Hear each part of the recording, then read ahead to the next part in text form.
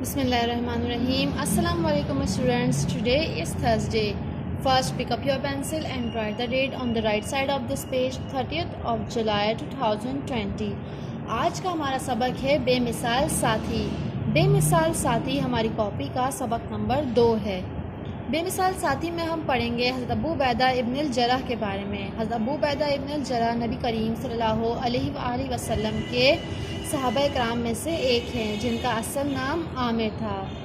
हज़रत अबू उबैदा हिजरत मदीना से 40 साल पहले पैदा हुए थे और उन्होंने इस्लाम हज़रत अबू बकर सदीक़ रज़ियल्लाहु ताला अन्हु की दावत पर कबूल किया।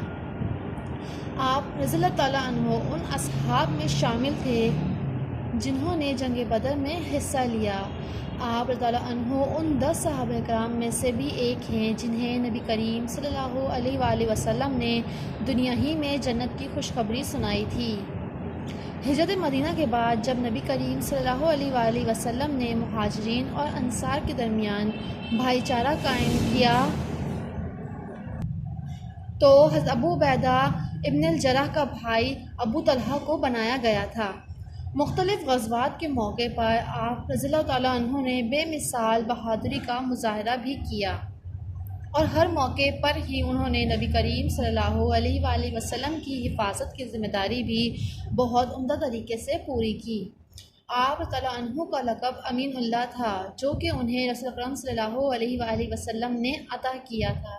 नबी पाक सल्लल्लाहु अलैहि वसल्लम के बाद भी आप रज़ियल्लाहु अन्हु की फ़ौजी खिदमत का सिलसिला हमेशा जारी रहा। हज़रत अबू बकर सदीक़ रज़ियल्लाहु ताला अन्हु के ज़माने में आप रज़ियल्लाहु अन्हु शाम की तरफ भेजी जाने वाली फ़ौज के सिपहसालार भी मुकर्रर हुए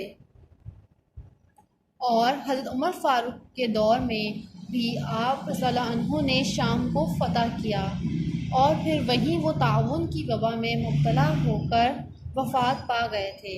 हज़रत अबू उबैदा ने सारी ज़िंदगी इस्लाम पर अमल करते हुए ही गुजारी। आप रज़ियल्लाहु अन्हु नबी पाक सल्लल्लाहु अलैहि वसल्लम से बेइंतहा मोहब्बत करते थे। आप रज़ियल्लाहु अन्हु की ज़िंदगी हमारे लिए एक बेहतरीन नमूना है।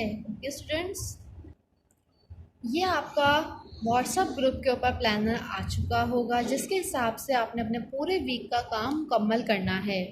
सबसे पहले 30th ऑफ जुलाई आप लोग कॉपी करना टाइटल पेज बनाएंगे।